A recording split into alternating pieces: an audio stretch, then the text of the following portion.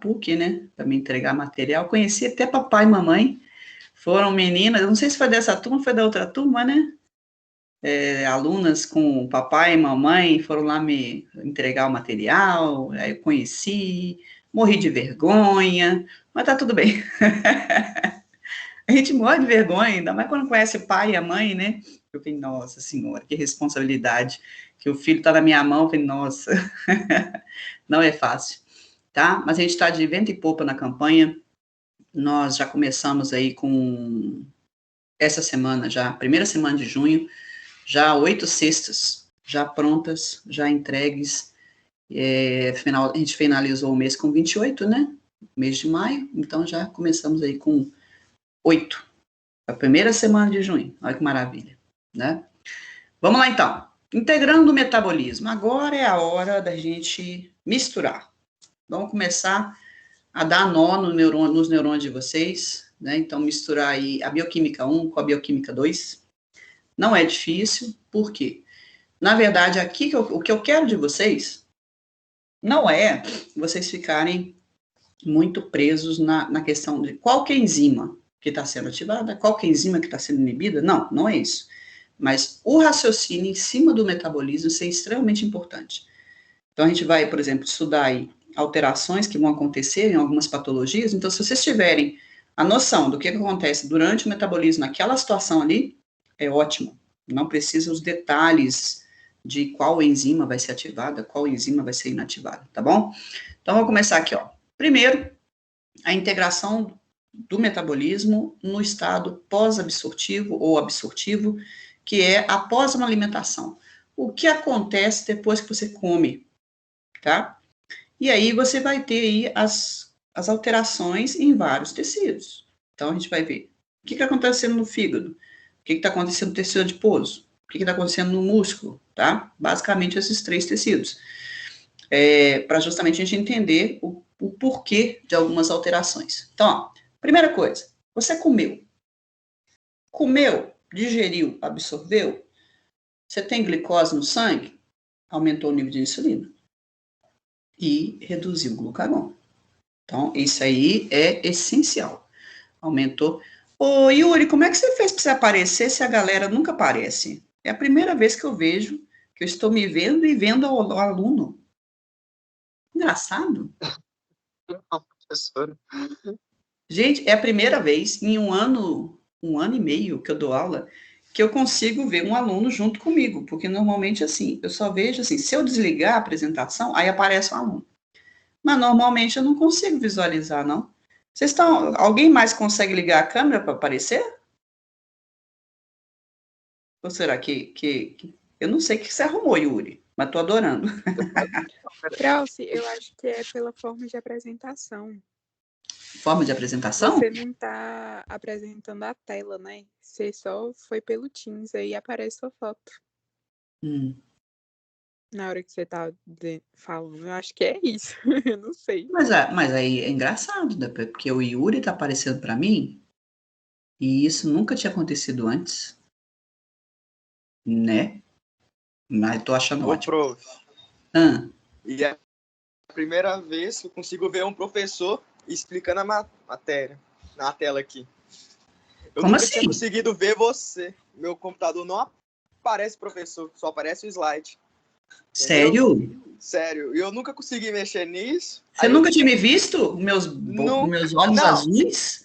já quando você abre o slide, eu não conseguiria ver mais. Só que antes eu... Entendeu? Nossa, você passou um semestre inteiro sem me ver? 2.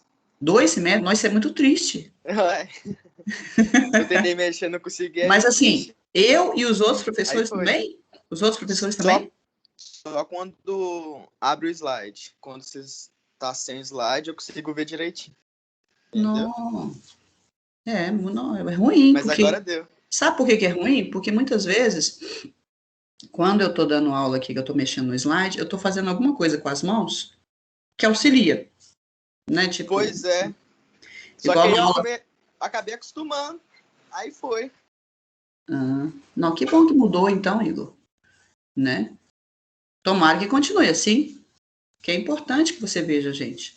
Veja o professor, porque às vezes o professor está gesticulando, está falando alguma coisa, mostrando alguma coisa, e ajuda, né?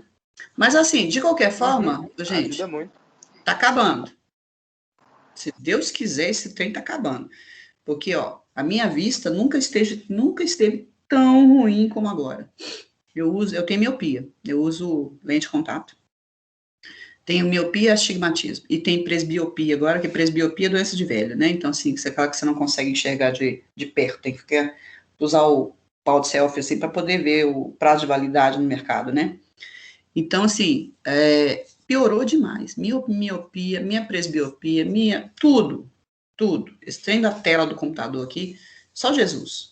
A vantagem é que, assim, eu não tive problema de coluna, que eu já fiquei sabendo de várias pessoas com problema de coluna, em função de estar sentado muito tempo, né? Fora o risco de trombose, Deus me livre. Mas, vamos lá. Então, vamos que vamos. Então, a primeira coisa aqui, insulina aumentou, glucagon reduziu. Automático, tá? Aí, vamos para os efeitos. Então, vamos pensar em termos de fígado. Se eu tenho muita glicose, é óbvio que se eu tenho uma glicemia elevada, o fígado também vai usar. E aí você tem aquela glicoquinase, lembra da glicoquinase, que é a primeira enzima da via glicolítica, só que tem a hexoquinase e a glicoquinase. Aí a hexo dos tecidos, a glico do fígado, né? E a glicoquinase, ela tem baixa afinidade pela glicose, então ela só faz a ligação, a reação com a glicose, quando o nível está elevado.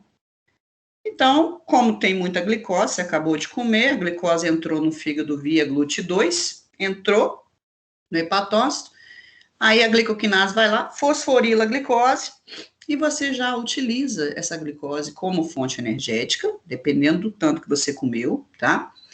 Aí você vai lá, captou glicose, olha o slide, captou glicose, aminoácidos, triglicéridos, então dependendo do tanto que você comeu, aumenta a atividade da via glicolítica, aí vocês estão vendo ali uma setinha para energia, né? Então eu posso usar para a via glicolítica. Agora, se eu comer demais, então vamos supor, você comeu muito amido na hora que você for almoçar, só que aí de sobremesa tinha uma torta e de quebra uma Coca-Cola por cima. Então você tem carboidrato em excesso. Esse carboidrato, então, ele chega até acetil-CoA.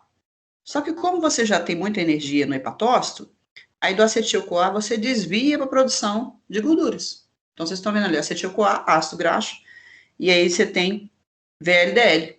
Tá vendo ali a produção do VLDL e do colesterol, que a gente não pode esquecer também que vira colesterol. O acetil-CoA pode direcionar para o colesterol.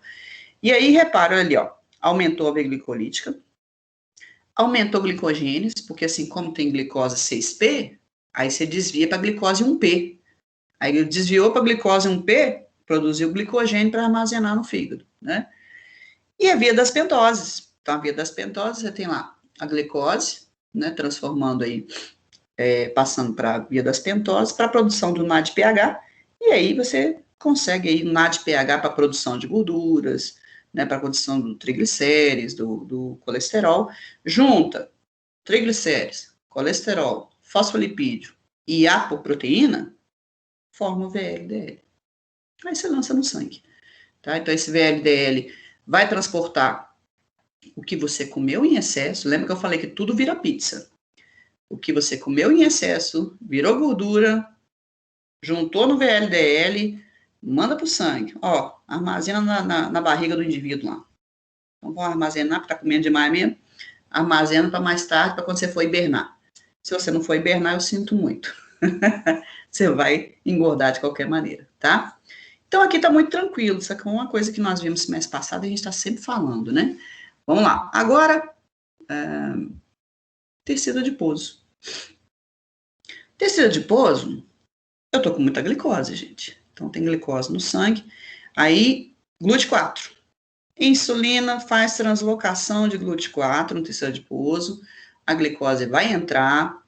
A insulina vai estimular a via glicolítica também no tecido adiposo, para a produção da acetil-CoA. E o que não for usado como fonte energética, aí você vai direcionar para a produção de ácido graxo. Olha lá, via das pentose ativa, NADPH disponível, acetil-CoA, NADPH, produção de ácido graxo, e aí você armazena na forma de triglicérides. Então, você mesmo, quer dizer, essa glicose que está em excesso no sangue, lá no tecido adiposo, você também produz TGL. Não é só o TGL que está vindo lá do fígado, não. Não é só aquele que vai liberar do VLDL, não. Ainda você produz ali no tecido adiposo para armazenar mais, tá? Lembrando que, como o nível de insulina está alto, tá? Eu vou reduzir a atividade da lipase hormônio sensível, que é aquela enzima que faz a quebra, que faz a lipólise.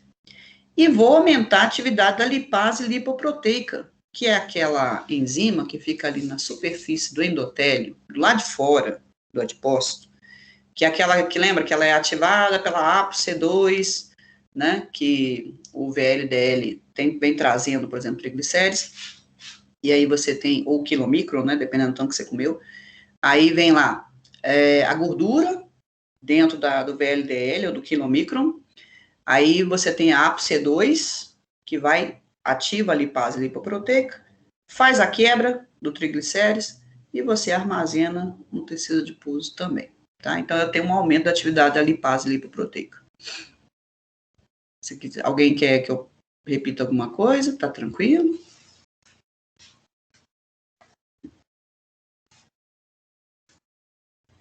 Tranquilo, professor. Uhum. Vamos lá. E agora, músculo.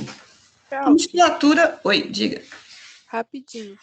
Naquela parte do fígado, quando você fala do VLDL, você fala que ele vai para o sangue e depois ele se armazena nos adipócitos, que você disse que vai para a barriga? Não, eu não disse, isso? eu brinquei que vai para a barriga, mas vai para qualquer lugar.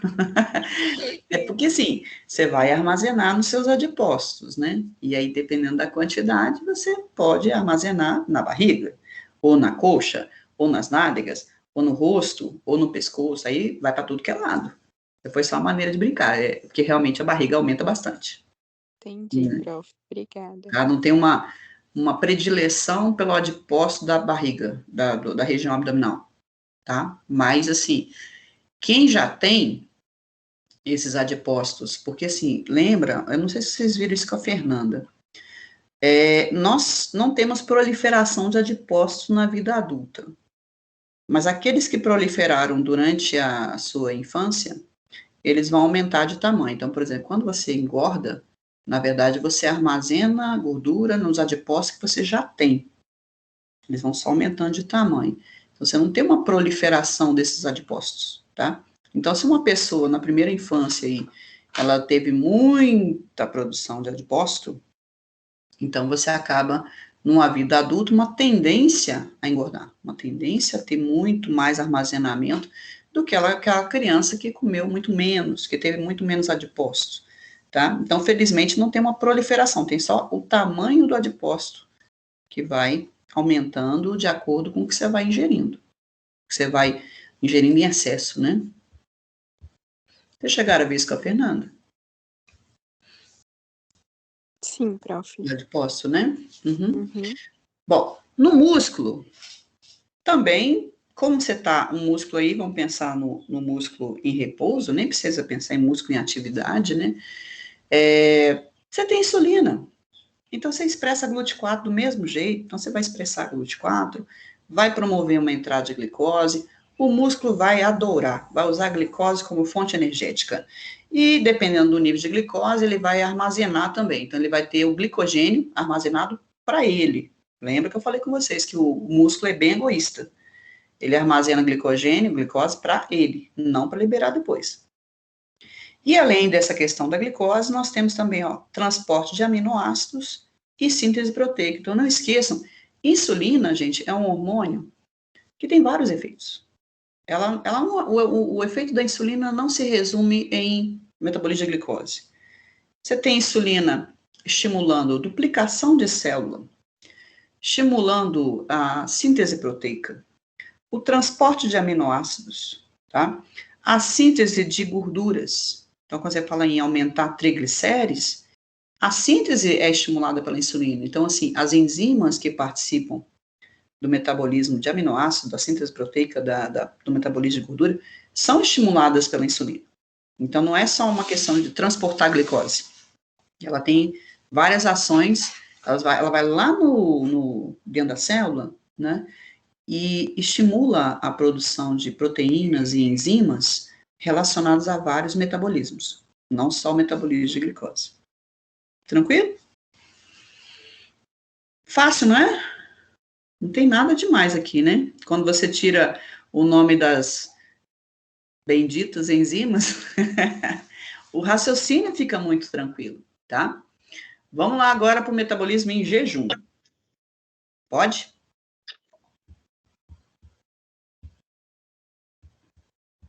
Pode, professor. Uhum.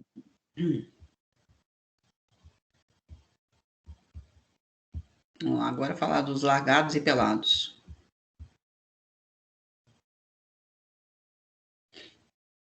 Eu tô tão apertada que eu não tô tendo tempo mais de assistir largados e pelados. Também agora eu estou assistindo mais a Chicago Med, Chicago Fire.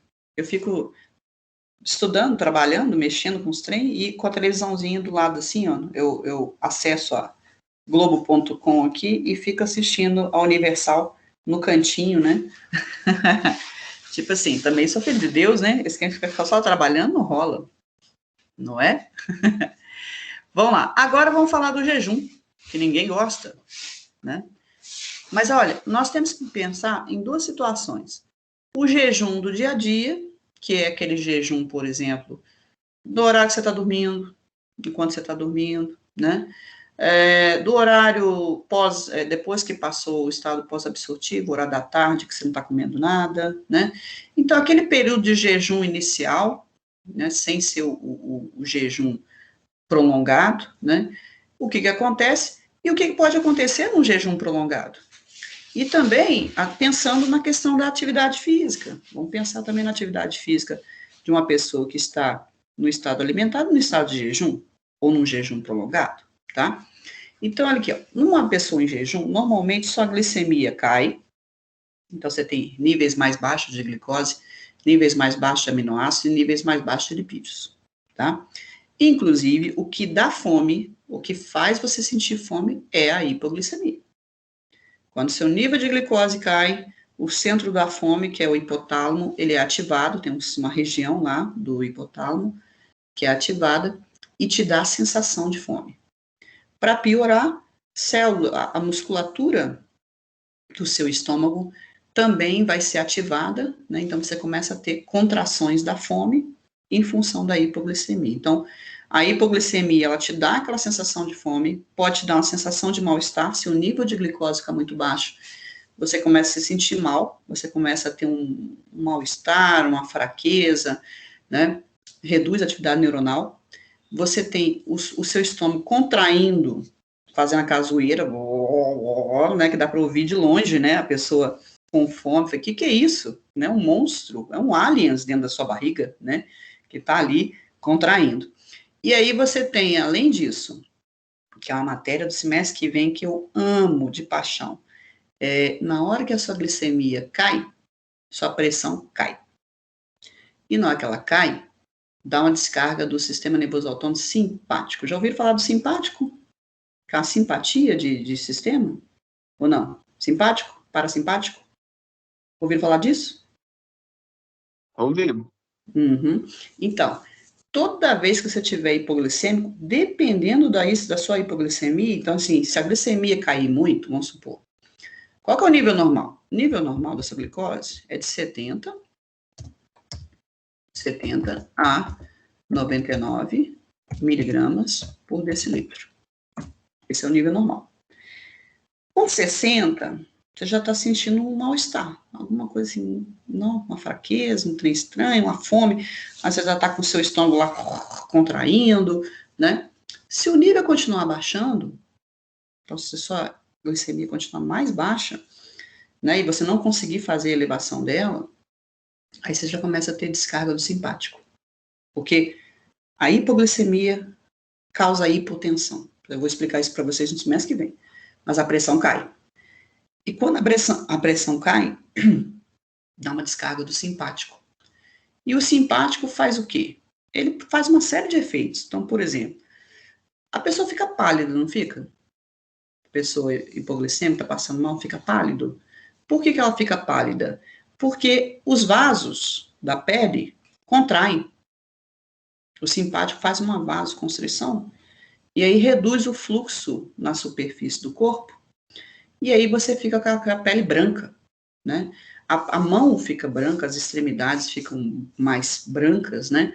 Inclusive, dependendo da vasoconstrição, se for muito intensa, aí as pontas dos dedos ficam cianóticas. Não sei se já ouviram falar em cianóticas, meio azuladas, porque como falta oxigênio, a hemoglobina passa para a coloração mais azulada, em vez de ficar vermelha. Então, você tem, assim, as extremidades azuladas, roxeadas, em função, que é a cianose, né? Em função da baixa de oxigênio. Então, esse efeito aí é uma consequência do seu corpo, o seu sistema nervoso, tentando fazer a pressão subir de qualquer maneira. Sua glicemia caiu, sua pressão caiu, dá descarga do simpático, e o simpático vai tentar fazer essa pressão subir de qualquer jeito. Então, pele úmida, aliás, desculpa, a pessoa pálida, né? Fica muito pálida. O simpático estimula a sudorese. Então, você vai sentir, uma pessoa que não está em jejum prolongado, a pele fica úmida, que a gente chama de suor frio, tá? Então, o suor frio e pegajoso, por que ele é pegajoso? Pouco líquido, é um suor que é produzido, mas ele é mais viscoso, porque tem pouco líquido. Por que tem pouco líquido? Porque eu fiz vasoconstrição, eu reduzi o fluxo para as glândulas. Então, eu estimulei a produção de suor, mas ao mesmo tempo eu reduzi o fluxo de sangue para essas glândulas. Aí você tem um suor mais viscoso, que é produzido, tá? E aí você sente não é aquele suor que pinga, né? Ele é mais pegajoso. E como a pele da pessoa tá pálida e você fez vasoconstrição, ela fica fria. Então, por isso que a gente fala suor frio. É um suor, mas a pele da pessoa fica fria por causa dessa vasoconstrição intensa.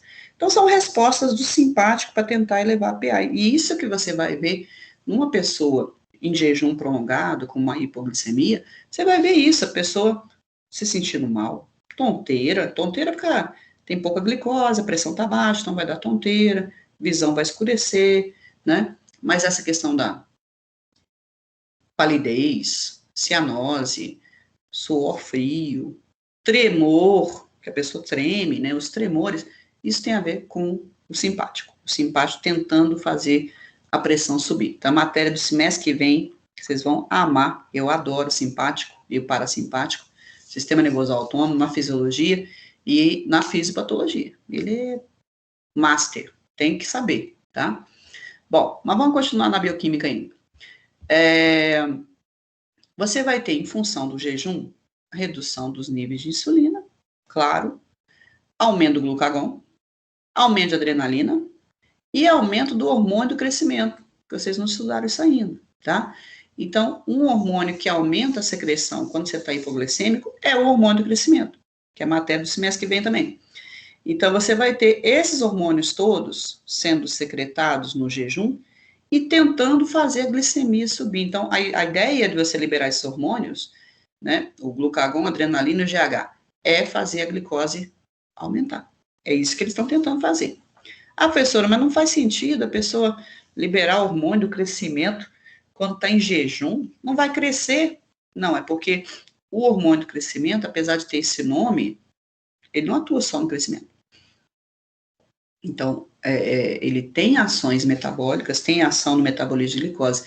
Por isso que quando você está em jejum, ele aumenta. Mas para quê? Para aumentar a glicose, para aumentar a glicemia também. Então, glucagon, adrenalina e GH, estimulando a produção de glicose, né, tentando fazer a glicemia subir. E a insulina tem que estar baixa, com certeza. Tá? Vamos lá.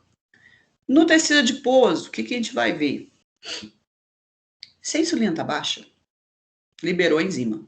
Aquela lipase hormônio sensível está liberada, deixou de ser inibida. Então, você começa a fazer a quebra do triglicérides. Então, começou a quebrar o triglicérides, né, liberando glicerol e ácidos graxos.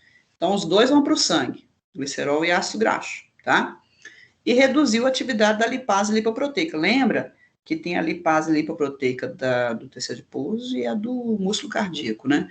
No caso aqui quando o nível de insulina está baixo, essa aqui reduz. Mas a do músculo cardíaco não reduz, não. Do músculo cardíaco mantém, você tem ação, porque o músculo cardíaco precisa de ácidos graxos como fonte energética. Então, ele vai continuar usando, mesmo você estando em jejum, o seu músculo cardíaco continua usando gordura, tá? Então, ele vai continuar captando o ácido graxo do sangue para usar como fonte energética, tá?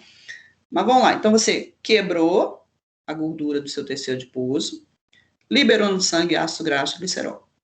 Tá? Então, você pode ter uma perda de peso no jejum. Aí depende do jejum. Um jejum leve? Não. Mas um jejum prolongado? Com certeza. Que é o que a gente vê lá no povo largados e pelados lá, perdendo 10, 12 quilos. Aquilo ali é uma violência, né? Agora, parte daquele peso ali que a pessoa perdeu não foi gordura, tá, gente? Eles têm um processo de desidratação violento. Eles bebem pouco líquido, né, a maioria. Então, você tem ali 70% do seu peso, gente, é água. Então, você tem água, muita proteína e tecido adiposo. Então, na verdade, aquela perda de peso que a gente vê desse pessoal em jejum prolongado é água, perde proteína para tudo que é lado. Então, as proteínas da musculatura, dos tecidos, vão sendo perdidas. Então, a massa magra é perdida também. Então, perde tecido muscular, perde tecido ósseo, tá? E perde gordura. Então, assim, a gordura, a pessoa perdeu também, emagreceu, mas não perdeu só gordura. Então, lembrem disso, tá? Num jejum prolongado, a pessoa faz um autoconsumo, né? Então, a pessoa está lá se autoconsumindo, mas não está consumindo só gordura, não. Está degradando, está lá usando proteínas importantes do tecido, né? Proteínas da musculatura, por exemplo, né? E aí você vai tendo as suas consequências. A gente vai ver. Vamos lá, no músculo. Primeiro, vamos pensar no músculo em repouso. O músculo que você não está fazendo nenhuma atividade, tá? Então, numa musculatura em repouso, como eu tive redução dos níveis de insulina, né? Ele não utiliza glicose. Por quê? Não expressa GLUT4. Você não vai expressar GLUT4, você não vai ter entrada de glicose para o músculo. Então, o que eu vou fazer? O músculo vai ter que usar outras fontes energéticas, a glicose não está entrando. Então, ele vai utilizar ácidos graxos e corpos cetônicos, principalmente corpos cetônicos. Porque, lembra, olha aqui, ó. O tecido adiposo não lançou isso aqui, ó, no sangue? Ácido graxo foi para o sangue, tá vendo? Então, lá no fígado que a gente vai discutir, olha aqui, ó. Olha a produção de corpos cetônicos aqui, ó. Tá? Que o fígado vai produzir. Então, o seu músculo vai utilizar corpos cetônicos e ácidos graxos. Qual o tempo máximo de jejum? Antes de encadear consumo de proteínas musculares, etc.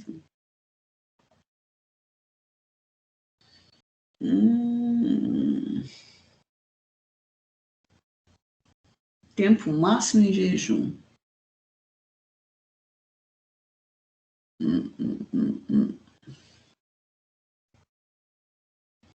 Ó, o negócio é o seguinte, Maíra. Na verdade, assim, quando você entra em jejum, você já tem uma redução da síntese proteica e já pode ter proteólise, tá? Porque, inclusive, assim, é muito mais fácil para o músculo usar proteína do que ficar esperando o fígado produzir corpos cetônicos.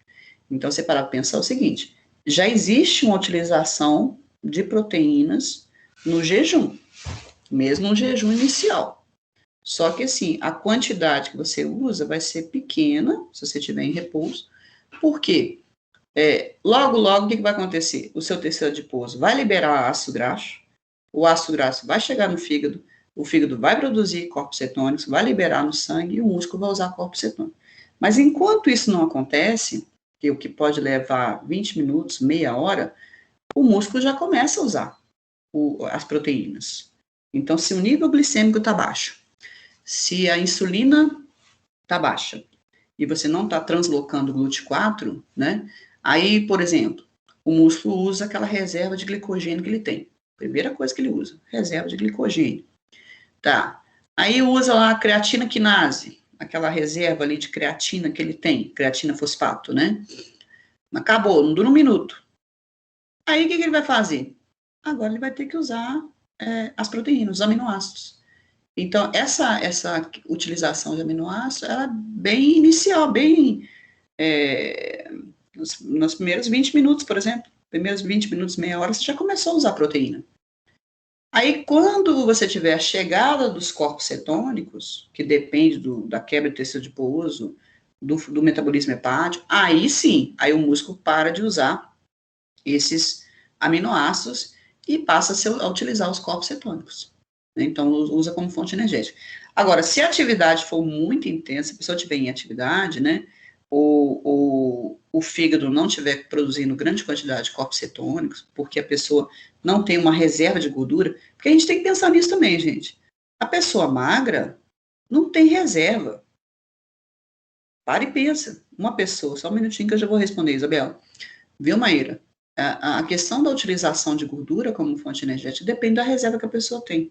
Uma pessoa que tem pouquíssima reserva, ela vai usar o pouco que tem de reserva e vai começar a usar a proteína, porque não tem muito o que fazer, tá? Ela não tem. Agora, quem tem uma reserva boa de gorduras, né? Na hora que a pessoa estiver nesse jejum prolongado, ela vai usar preferencialmente a gordura. Depois, ela passa a usar realmente as proteínas. Como é que é? Essa perda de líquido com fruta no jejum também acontece quando a pessoa está sem situação.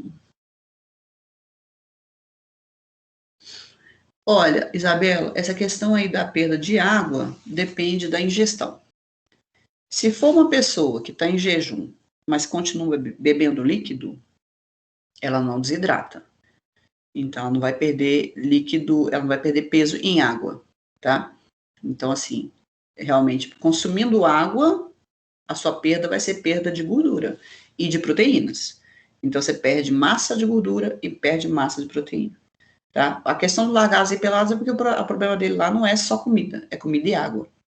Agora, se a pessoa conseguir manter a ingestão adequada de água, não perde peso em água, perde peso só em gordura e proteínas. Fechou? Professora, você viu aquela blogueira lá que ela ficou, tipo, dias sem comer absolutamente nada? E aí? Ela Pugliese. Ela ficou sem comer? Nada, literalmente. Acho que foi, não sei se foi 7 dias ou se foi 6 dias, Mas ela alguma água ela bebeu, porque depois a pessoa não aguenta ficar mais que 4 dias sem beber água, não morre. Tipo assim, ela conseguiu fazer as atividades. Como que o corpo consegue, tipo assim, sei lá, na minha cabeça ela nem conseguia nem levantar da cama sem comer esse tanto de dia, sabe? Mas você nunca assistiu Largados e Pelados, não? Ah, professora, mas, tipo, eles tentam comer alguma coisinha, assim. Não, eles ficam sem ingerir. Eu já vi várias situações ali onde eles ficam dias sem comer nada. Mas e aí a musculatura vai pro saco, né? Justamente. Então, assim, a pessoa vai chegar numa situação onde ela vai depender exclusivamente do fígado para produzir glicose, para ter um mínimo de glicose para o sistema nervoso, e o restante dos seus tecidos vão consumir as proteínas que eles têm e a gordura que está disponível no sangue. Então, você passa por um metabolismo aí de quebra, né, e vai usando isso aí. Então, você consegue ficar aí 15 dias sem comer? Sim, consegue ficar 15 dias sem comer. Agora, beber água, não. Depois de 48 horas, você já pode ter aí consequência de óbito sem água, né? Agora, comida, a pessoa pode ficar 15 dias, igual a gente vê greve de fome aí, o pessoal fica 15 dias sem comer, se autoconsumindo, né? Então, a pessoa realmente está se autoconsumindo, mas, assim, ela tem uma dificuldade de manter o nível de glicose. Tanto é que essa pessoa, se ela fizer um esforçozinho, às vezes ela desmaia, porque ela está com o nível de glicose muito baixo. O que eu fiquei chocada é que tinha nutricionista, nutrólogo apoiando, falando que tinha vários benefícios de fazer isso e tal. Tipo, teve até uma briga, assim, entre alguns médicos por causa dessa blogueira. Porque tinha alguns do lado dela falando que tinha benefícios. Puxa vida, Pois é. né? Aí é a consciência de cada um, né? Pelo amor de Deus, pega o diploma e guarda. Vai fazer outra coisa, Exatamente. entendeu? Porque você está induzindo um processo patológico. O organismo não foi feito para ficar em jejum prolongado, né? Então, assim, até risco de gastrite, de úlcera, tem. Então, é uma coisa absurda a pessoa fazer um negócio desse à toa, né? Pois é. Igual a gente vê, por exemplo, pessoas que fazem greve de fome em função de algum objetivo mais importante, tudo bem, a gente entende, a pessoa está fazendo greve de fome por algum motivo. Agora, esse pessoal do Largados e Pelados, eles estão ganhando a grana. Então, tem uma grana ali por baixo, não é só o desafio, não, tem dinheiro envolvido na história. Então, eles ficam ali passando fome, desesperados, querendo, comendo até... outro dia eu vi a menina comendo sapo cru, simplesmente pegou um sapo, não sabia fazer fogo, matou o sapo e comeu ele sem cozinhar nem nada. Falei, Deus me livre, só para ganhar muito dinheiro, né? Então o pessoal faz isso por dinheiro também, né? Agora, à toa, só para mostrar que pode, para chamar atenção, para entrar na mídia, isso aí o pessoal quer entrar na mídia, né? Só que assim, Pois é. tá indo, e aí ainda vai gente que já tem um conhecimento e ainda apoia um negócio desse, com certeza tem muita grana envolvida na Paula. Eles estão ganhando um dinheirinho aí por Imagina fora, desse jeito, né? para colocar o nome deles na reta, para falar que o trem é bom, eles estão ganhando uma grana por fora, porque não tem nexo, gente. Uma pessoa que formou na faculdade, né, e que tem conhecimento, a pessoa apoiar um jejum prolongado, para quê? Para adoecer mais rápido? Só se for. Entendeu? Então não faz sentido algum. Mas tem gente para tudo nesse mundo. Vocês vão ver, por exemplo, não tem médicos que, apesar do Conselho de Medicina ter solicitado que eles não prescrevessem algumas substâncias para emagrecer, os médicos continuam prescrevendo. Tem vários médicos que continuam prescrevendo hormônio da tireoide para emagrecer.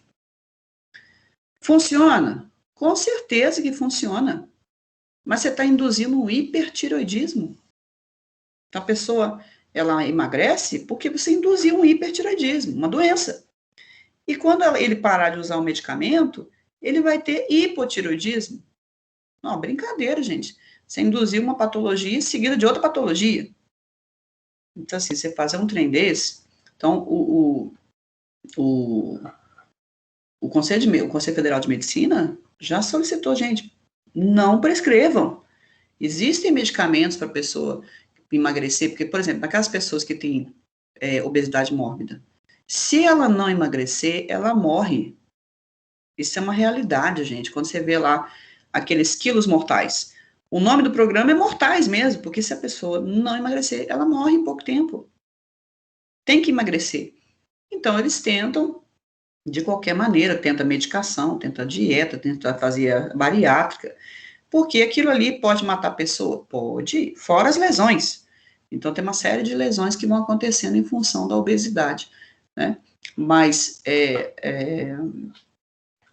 a pessoa fazer isso à toa, quer dizer, a pessoa, não, às vezes, eu já vi casos, por exemplo, de pessoas que não eram nem obesas, as pessoas estavam com sobrepeso. Aí, em vez de fazer a dieta, fechar a boca, não. Tomando hormônio da tireoide, eu falei, gente, não faz isso. Você vai detonar sua tireoide, né? E aí, assim, você causa um hiper, aí depois você causa um hipo, aí dá aquele efeito sanfona, né? Emagrece, engorda. Emagrece, engorda. Aí é foda, né? Difícil demais. Entendeu, Ô, Ana? prof, Diga. falando nesses medicamentos assim, a mãe de uma amiga minha, ela foi em uma nutróloga, ela é médica, e ela passou um remédio para diabetes, para ela emagrecer. E aí ela foi parar no hospital, porque ela não, tudo que ela botava para dentro, ela vomitava. E aí ela ficou até uma Credo. semana. Eu acho que era para diabetes do tipo 2. Por que isso, prof, induz emagrecimento? É porque tem medicamento que tem esse efeito mesmo, né? Tem alguns que estimulam a produção de Inibir a insulina. fome dela. Tem alguns que inibem a produção de insulina, tem outros que reduzem o apetite, tem outros que atuam aumentando o efeito da insulina, reduzindo a gliconeogênese, então ela pode ter apresentado um quadro de hipoglicemia grave, né? Ainda mais que você me falou que ela vomitou, né? Porque o que acontece? Lembra que eu estava comentando agora há pouco que quando a pessoa tem hipoglicemia, aí tem hipotensão com descarga simpático, lembra que eu comentei isso? Um outro efeito interessante também, quando você tem hipoglicemia, aqui no bulbo, tem uma região chamada centro do vômito, tá? Ela regula o vômito e te dá a sensação de náuseas. Esse centro do vômito, ele é estimulado pela hipoglicemia. Então, quando a sua glicemia está muito baixa, os neurônios dessa região começam a gerar impulso. E você vai ter náuseas e vômitos. Não deveria, mas tem, tá? E aí piora a situação. Então, toda vez que vocês virem, por exemplo, quem assiste Largados e Pelados, vira e mexe, vocês vão ver isso, né? O indivíduo com hipoglicemia, né? Como ele não está fazendo a ingestão de alimentos, quando o nível glicêmico cai muito, tem uma ativação desses neurônios do centro do vômito, e a pessoa começa a ter náuseas e vômitos. O que piora mais a situação dela, porque ela vai perder líquido, vai perder eletrólitos através do vômito, né? Então, quando você me falou dessa história que ela usou o medicamento e teve náusea e vômito, pode ter tido aí, apresentado uma hipoglicemia grave, né? Porque, às vezes, não só a questão de reduzir a ingestão de alimentos, o apetite, mas pode ter induzido uma maior liberação de insulina, e a insulina faz a glicemia cair. Pode ter acontecido isso. Prof, eu acho que foi isso mesmo. E ela comia muito pouco. Assim, 1 ou 2 vezes ao dia. Mas eu sei que ela ficou 1 semana de vômito, aí teve que internar. Enfim, horrível. Não, complicado, né? E assim, gente, hipoglicemia, ela mata mais do que a hiperglicemia. Ela é muito mais perigosa do que a hiper, tá? Então, se a gente for pensar na pessoa entrando em coma, que seria o primeiro passo, a pessoa entra em coma, depois vai a óbito, né? Se você para e pensa aqui, olha só, olha o raciocínio. O nível normal é de 70 a 99 miligramas por decilitro. Isso aqui é glicemia em jejum, tá, gente?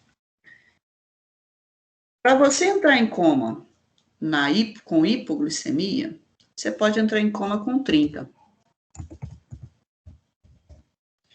Com 30, 70 para 30 dá uma distância de 40 só, né? Então, pode entrar em coma a partir de 30. Para uma pessoa entrar em coma com hiperglicemia, seria acima de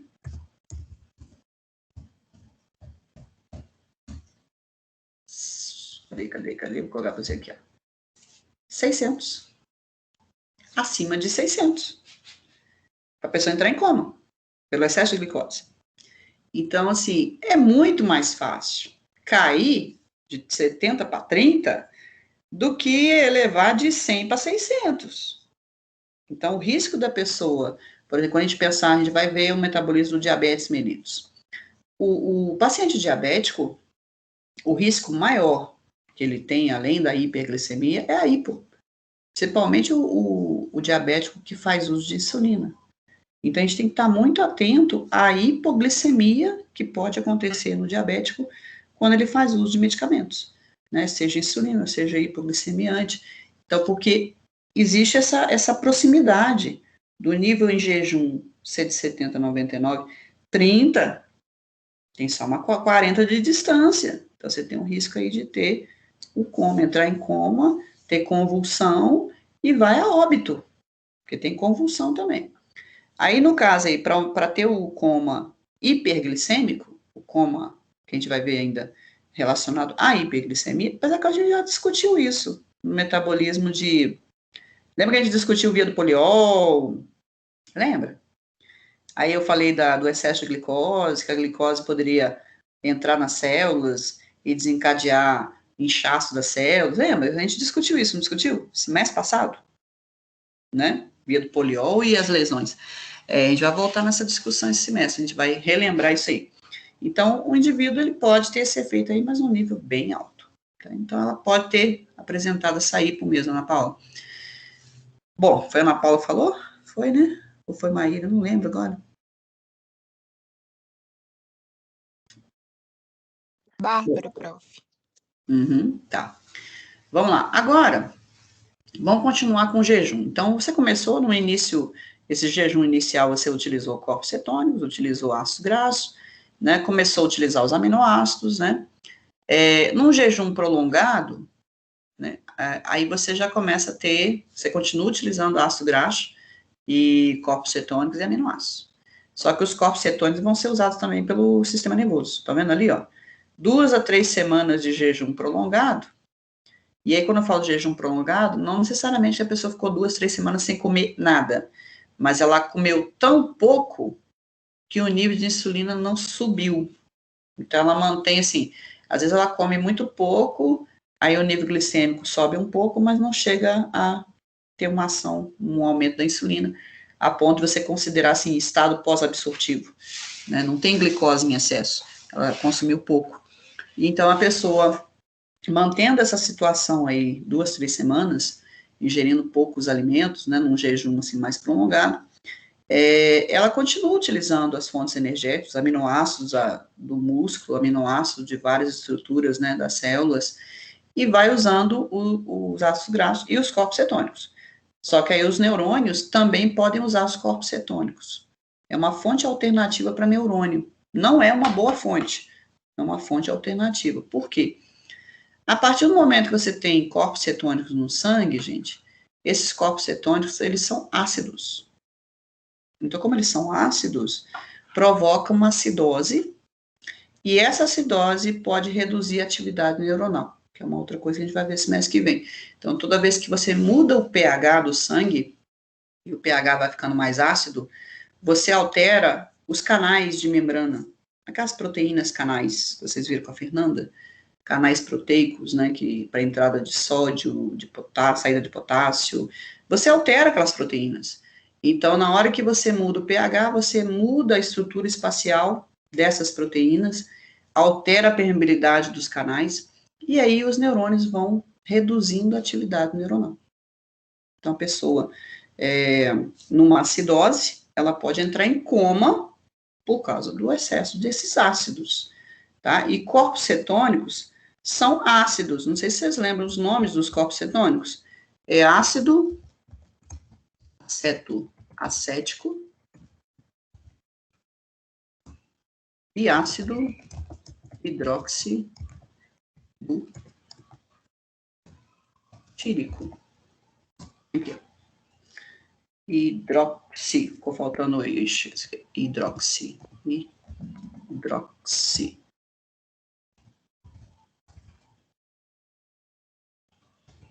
Eu estou falando aqui com vocês de jejum e o meu estômago acabou de dar uma roncada. Deu uma roncada aqui, eu falei, credo. Tudo bem que eu comi, eu acordei hoje, era 4h30, eu tô acordando muito cedo. Acordei 4h30, tomei café, eu já tomei umas 3 vezes café. Mas, café com leite, né? Mas eu comi pão mais cedo, era 5h30 da manhã, eu comi pão. Então, meu estômago já tá assim, pedindo comida de novo, tá? Bom, aqui, gente, uma outra coisa interessante, né? Quando você chegar perto da pessoa, você vai sentir o hálito cetótico, tá? Então, essa questão do hálito cetótico e do risco de coma acetoacético não é exclusivo do diabetes mellitus. Num jejum prolongado, uma pessoa ela pode desenvolver uma acidose grave, a ponto da pessoa entrar em coma, vai ser um coma acetoacidótico, tá? Por quê? Ou cetoacidótico só, porque ela tem muitos corpos cetônicos. Então, como ela tem muitos corpos cetônicos, você tem esses corpos cetônicos são ácidos, baixando o pH, podendo entrar até em coma, num jejum mais prolongado, né? Que mais? Bom, agora, a situação pode piorar se a pessoa resolver fazer atividade física. Então, a gente tem que tomar muito cuidado com isso, tá, gente? Quando você acaba de comer, e vai fazer uma atividade física, a gente realmente gasta o que comeu. Então, você acabou de comer, aí você gasta o que você comeu. Então, você não vai deixar nem armazenar no tecido adiposo. Você já está comendo ali. Claro que a gente não deve fazer logo após. Então, por exemplo, você acabou de comer. Espera meia hora, pelo menos, né, gente? Para poder o nutriente chegar na corrente sanguínea. Porque senão você nem faz digestão. Porque se você começar a fazer atividade física, logo após uma refeição, a digestão para. A gente vai ver isso na física também, que tem a ver com o sistema nervoso autônomo. Você começou a fazer atividade física, após uma refeição, a digestão para. O processo digestório para. O peristaltismo do estômago, o peristaltismo do intestino, né, as secreções do trato gastrointestinal, elas param, porque você está fazendo atividade. Então, às vezes, você até vai passar mal, porque, assim, o alimento que está lá no estômago vai ficar parado. A produção de HCl vai continuar, então existe um risco de você passar mal em função disso. Então, a gente, dependendo do que você comeu, por exemplo, você comeu carboidrato. Meia hora, 40 minutos, macarrão, né? Meia hora, 40 minutos, você já absorveu. Então, você já pode fazer uma atividade. Agora, carne, gordura, aí demanda mais tempo. Então, pelo menos, gente, 1 hora, 2 horas, não vai fazer atividade logo em seguida. Por isso que a gente segura as crianças, né? Para a criança não fazer atividade logo em seguida, após uma refeição, porque dependendo do que ela comeu, não digeriu ainda, não absorveu ainda. Mas vamos supor, né? Se a pessoa já comeu, já absorveu, e ela resolveu fazer uma caminhada, realmente ela vai gastar o que ela comeu. Porque aí não vai dar tempo do fígado mandar para o tecido adiposo, né? Então ele vai consumir aquilo ali que ele ingeriu, né? Agora, isso na atividade, se você fizer uma atividade no estado pós-absortivo. Se você fizer atividade em jejum, tudo vai depender do seu fígado, da atividade do seu fígado, tá? Então, por exemplo, uma pessoa, quando ela vai dormir, ela vai ficar de 10 horas da noite até 7 horas da manhã, ela vai estar num jejum mais prolongado. Então, de 10 horas, 8, 10 horas em jejum. Só que, assim, a atividade física e mental dela é mínima. Então, como o gasto dela é muito baixo, o fígado dá conta. Ele consegue fazer gliconeogênese, manter o nível de glicose para o sistema nervoso, consegue manter o metabolismo, né? Quer dizer, os nutrientes, o mínimo de nutrientes para o músculo, porque você quase não se mexe à noite, você mexe um pouco, mas não muito. Então, você não tem muita contração à noite, né? Atividade neuronal tem. Dependendo da atividade neuronal, a gente sabe, por exemplo, que durante o sono REM, que é aquele que tem movimento rápido dos olhos, a atividade neuronal é semelhante à atividade acordada. Então, seus neurônios estão em pão de bala, tá? Quando você está em sono REM. Quando você está em sono não REM, que é aquele sono mais profundo, que não tem o movimento rápido dos olhos, aí o gasto de nutrientes pelo sistema nervoso é baixíssimo, tá? Mas o sono REM, que é o REM significa movimento rápido dos olhos, tá, gente? Você olha para a pessoa dormindo, você vê o olhinho dela mexendo assim, ó, embaixo da pálpebra. Aquilo ali é o sono REM. Professora, é quando ela está sonhando. Na verdade, ela sonha nos dois. Mas o sonho que acontece durante o sono REM, ele tem mais detalhes.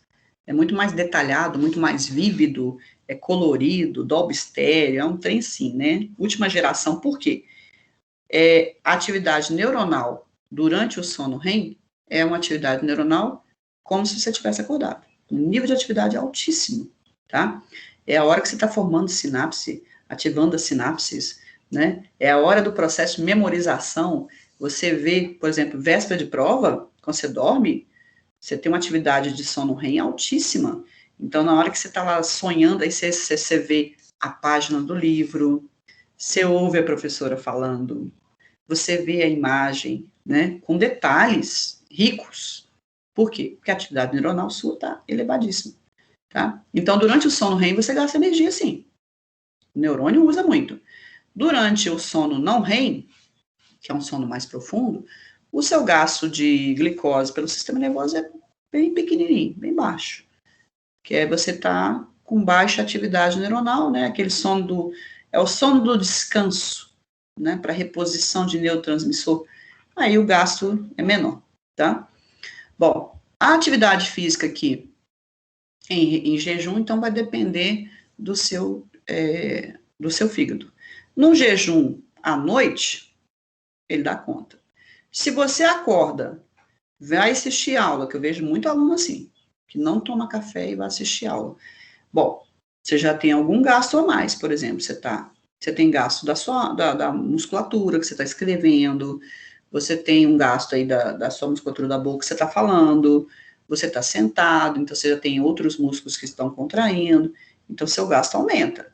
Mas como você está ainda sentado, sem muita atividade, seu fígado dá conta.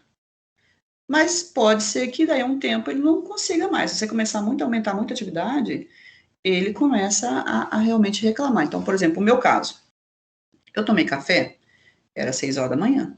Não, 5h30 da manhã, mais ou menos. 5, 6, 5h30 da manhã. E eu não fiz muita atividade. Só que agora, como eu estou dando aula, eu estou tendo muita atividade. Apesar de estar sentada, mas eu estou gesticulando, eu estou falando, meus neurônios assim estão pipocando, né? Então, o que acontece? Meu estômago já está contraindo de fome. Então, eu já estou com hipoglicemia. O que significa? Significa que o meu fígado, ele está fazendo gliconeogênese, mas o meu gasto está maior do que ele está conseguindo fazer. Então, meu nível de glicose está começando a baixar. E como o nível de glicose está começando a baixar, eu já estou sentindo o quê? Contrações da fome. Minha musculatura do estômago já está reclamando. Pessoal, tem que comer, porque o fígado não está dando conta. Então, essa atividade física em jejum, ela é preocupante por causa do fígado. Às vezes, se o fígado der conta de manter, você não desmaia. Agora, se o fígado não conseguir manter gliconeogênese, o nível de glicose vai caindo, você pode desmaiar, no mínimo, né? Mas a atividade física, o que muda aqui, ó? O músculo em atividade expressa GLUT4. Não esqueçam disso, a gente viu isso no semestre passado. No semestre passado a gente comentou essa história. Quando você está em atividade, a contração do músculo, mesmo que o nível de glicose esteja baixo no sangue, você não precisa de insulina, você expressa o GLUT4. Você faz translocação de GLUT4 e o músculo que está contraindo começa a usar a glicose que está no sangue. Entenderam a história? E aí vai faltar glicose para quem? Sistema nervoso. Então, em atividade física, apesar de ser um jejum, o músculo pode usar glicose. Então, ele pode usar gordura, corpos cetônicos, aminoácidos, sim. Mas se tiver glicose, ele fala, não, peraí, gente, chegou a glicose, agora espera aí que eu quero comer glicose primeiro. Ele usa glicose. Ele prefere usar glicose. Agora, se o nível de glicose começar a baixar, aí ele usa corpos cetônicos, aminoácidos, aí e usa ácido graxo como última fonte.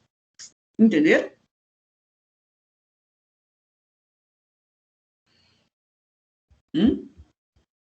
Sim. Sim? E vamos para o intervalo que eu tenho que comer.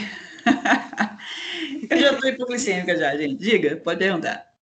Rapidinho, quando você fala que a GLUT4 ela vai capturar a glicose que tem no sangue e aí vai faltar para o sistema nervoso, isso vai gerar o que? Desmaio, coma? É o que eu estou sentindo agora, vamos dizer, não é que eu desmaio, coma, por exemplo. Eu já estou sentindo as contrações da fome. Então, a musculatura do estômago já está contraindo, já está dando na casoeira, em função de você estar com hipoglicemia. Se eu não fizer nada, vamos supor que eu, com teimosia, eu continue dando aula, mesmo já me sentindo mal. Eu começo a sentir um mal-estar, começo a ter, além dessas contrações da fome, eu posso começar a ter tonteira, eu posso ter desmaio, eu posso ter fraqueza muscular.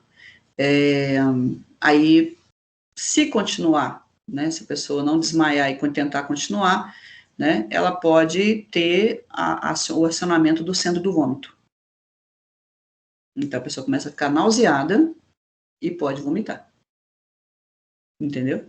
Aí depois, né, se a glicemia continuar caindo e ela não desmaiou, ela pode começar a ter delírios e alucinações. Sério? Aham. Confusão mental, não fala coisa com coisa. Então, imagina que a professora, em vez da aula de bioquímica, começa a dar aula de filosofia. O que é isso? O que a professora está falando? Né? Então, dá confusão mental. Aí pode começar a ter alucinações. Se piorar, convulsões e coma. Então, até chegar ao coma, muita coisa pode acontecer. Tá? Então, tem casos de pessoas que, às vezes, tem poucos sintomas, já entram em coma, quando o nível de glicose desce muito rápido, mas quando o nível vai caindo mais lentamente, você vê algumas alterações. Então, a pessoa, ela tem esse mal-estar, contrações da fome, fraqueza, aí dá descarga do simpático, né, tremores, palidez e tal, mas conforme vai caindo, ela pode ter confusão mental, e aí você vê que a pessoa não está falando coisa com coisa, então ela começa a ter lá delírios, né, então a pessoa delirar, e a pessoa, vamos supor, eu lembro de uma aluna que estava delirando uma vez lá na PUC, que ela estava com hipoglicemia, e ela estava falando que estava esperando o irmão chegar, só que o irmão dela já tinha falecido há anos.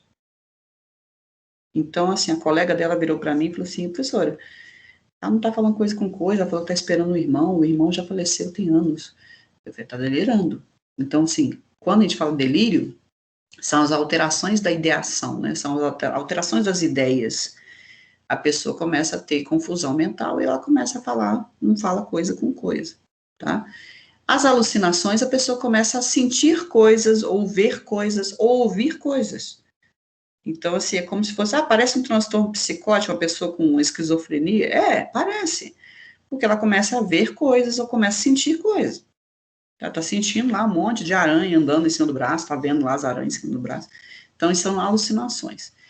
Aí, se chegar nas convulsões, a pessoa pode ter o que a gente chama de convulsão tônico-clônica, onde ela cai no chão, perde a consciência e tem a rigidez e as contrações, né?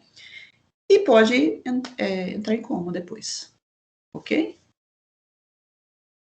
Então, antes que isso aconteça, vamos achar. Vamos lá comer, que eu já estou com meu estômago aqui contraindo, não estou dando conta, não. Tá? Andréia? Então, quantos minutos, prof? Peraí. Diga quem me chamou. Quer você tirar uma dúvida? Júlia que chamou. Diga, Júlia. Não, é só para perguntar se você já corrigiu todas as provas. Não, Júlia. Ah, tá. A professora aqui, só Jesus na causa, viu?